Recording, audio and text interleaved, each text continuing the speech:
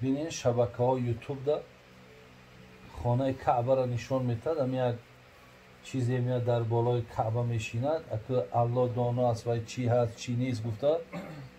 چقدر مردم در همون توجه داره که گمان مردم همه که همین ملائکه از ملائکه ها لا اله الا الله وحده لا شریک له و اشهد ان محمدا عبده و رسوله. برادر از اینجا بالا خولی اینجا بینیم اینجا بینیم خواهانی او هستیم که خداوند این دودرچه ای که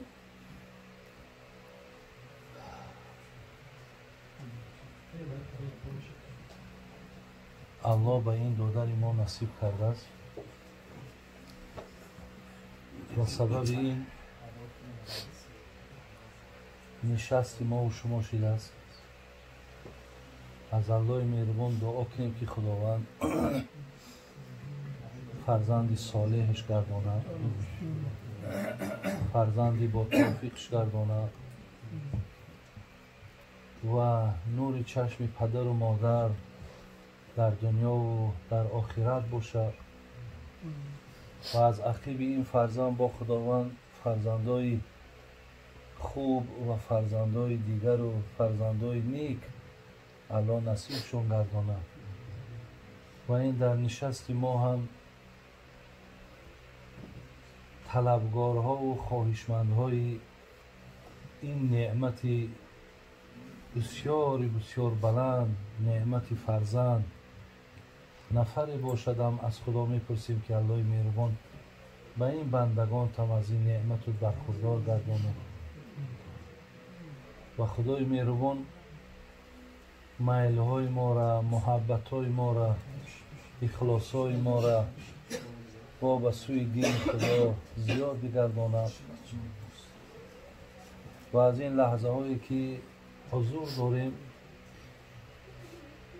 خداوند هم توفیق گوش کردن و هم توفیق عمل کردن به آن چیزی که میشنویم الله بر یکایک ما و شما نصیب گرداند. برادرای عزیز، این شب خیلی شبی بخیر است، بسیار شبی با برکات است، بسیار شبی نیکی هست که ما و شما الله نصیب من کرد، به خاطر که شما میدونید که از پیامبر نازنین ما ثابت است که میگه وقتی در خانه بابی شریف بیگ جمع میشین بهترین عمل که دادن طعام است و بهترین عمل بعدی استعمال این نعمت ها قال الله و قال رسول الله است. وقتی که اینها که در اینجا انجام میفته است نزول ملائکه های رحمت هم که این از زبان شکرین پیامبرمان ثابت است که حفت هم الملائکه. حفت برادر عزیز به معنای احاطه میکند شما را ملائکه های الله مهربان. ولی در همون بینین شبکه های یوتیوب دا خانه کعبه را نشان میتد. هم یک چیزی میاد در بالای کعبه میشیند، اگه الله دانا است و چی هست چی نیست گفته. چقدر مردم در همون توجه داره که گمان مردم همه که همین ملائکه از ملائکه های الهی است. اگه برادرای عزیز بینین در همین محفل ما به عدد حضور دارند. این سخن پیامبر نازنین مانای ایرا جای شبهه و شک نیست که وقتی جناب امام مسلم در کتاب معتبر خودش میارش از نام ابو سعید خدری و از نام حضرت امام ابو هریره راویای این حدیثه و همچنان برادران عزیز برای چی این لحظه را من لحظه بسیار مبارک میگم، برای چی این لحظه را من بسیار لحظه خیر میگم؟ به خاطر که غشیت هم الرحمه. میدانید که بازم آنه که اینجا ملائکه ها حضور دارند، ملائکه ها مثل شما گوش انداختستند. بازم این ماها چهلی که در یک دریا آبازی میکنی که همین جسم و جانت راحت میکنه، حساب کنی که وازی در بالای سری هر کدام تو رحمت الهی میریزه. غشیت هم الرحمه. این بشارت ها را ببینین، این نشست ما را بگیم برکت خیرش ببینین. و نزلت علیهم السکینه. خیر دیگر این محفل ما چیه؟ در اینجا میگه در شما هم سکینه، در شما هم آرامیش پیدا میشه.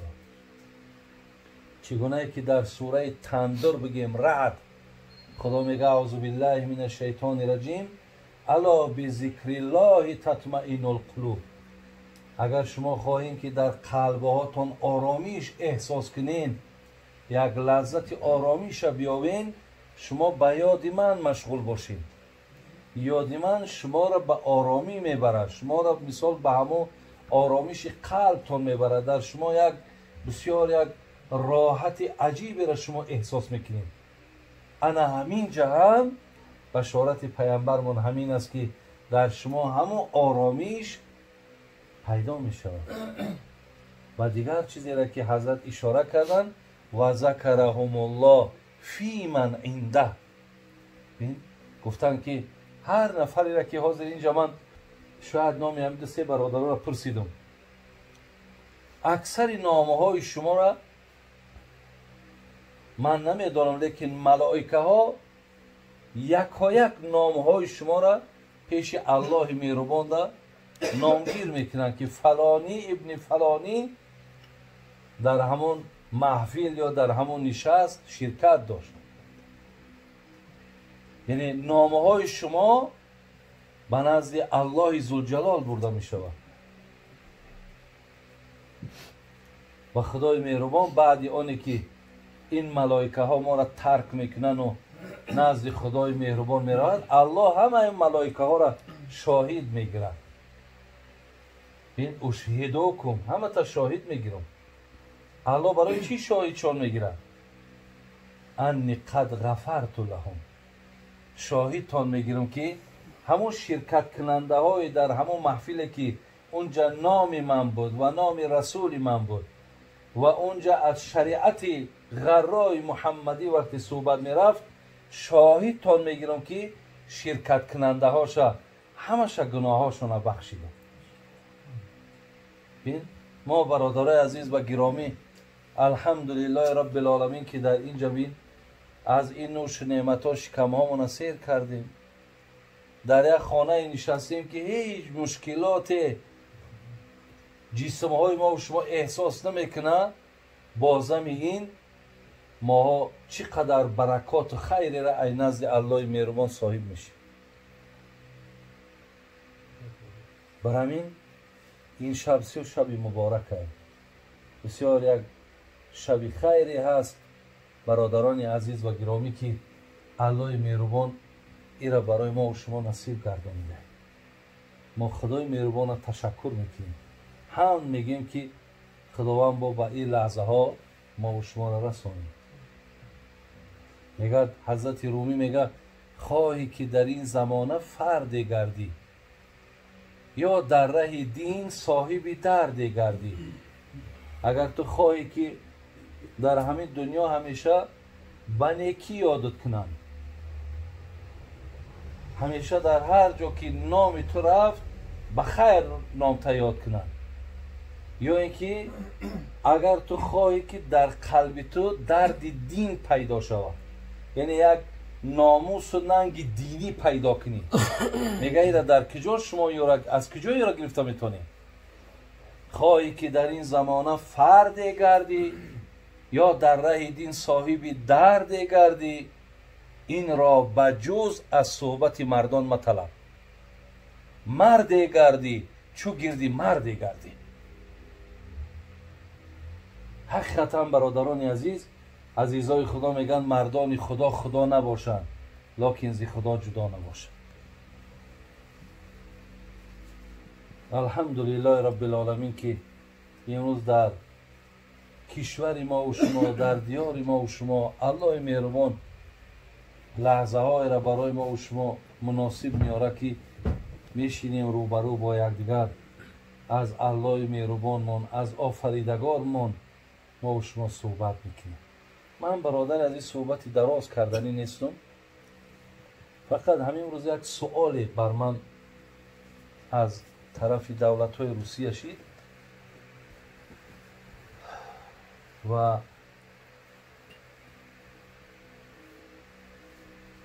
میخواهم همون سؤال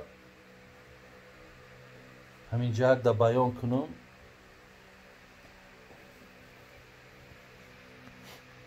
سوال شد که بابای حاجی در یکی از شهرهای روسیه نامش هم گرفتن. یک نفر گفت با گفتی همون سوال دهنده دعوای داملاگی و شیخی داره، ولی در گوییم که هر یک مسئله حکم کفرمون میته. ما گفت به همون منطقه خودمون زنگ زدیم، داملامون پرسیدیم که خلاص همخیلی آدم همینجا آمده، هنه بسیار مقصد ای همین حکم های میبراوردگیش ناراحتیم، به هر یک گپ به هر یک کار کافر میشه. همین را چی میگین؟ گفته همون منطقه های خودشون. برادرای عزیز کدامی باشد که من راستی ادرساش و همش برای من گفتن، من که یک عادت دارم که هیچ وقت نام کسی را هم نمیگیرم. هانا گفتن که با همون رهبرا و سرداراتون مصلحت کنین، پیش رای همین را بگیرین که خلاص بعد آینده ها خیر نیست همین کار. از من پرسیدن که ما اگر همین کار را داریم قدرت ممکن اگر بگیریم گناهگار نمیشیم. برادرای عزیز و گرامی، حقیقتا این سوال انا برای شاید شما اون قدر مثلا جدی هم نباشه و شما پهلوهای همین را هم شاید نفهمین که کار همین آدم اخیر به کجا برده میرسانه. ما در قرآن برادران عزیز آیتی داریم ادعو الى سبیل ربک بالحکمت والموعظة الحسنه. خدا میگه اگر همین حاجی میرزا از دو چیز برخوردار نباشه، حق نداره که در همین بین مردم رشته صحبت در دست خودش بگیره. حق نداره.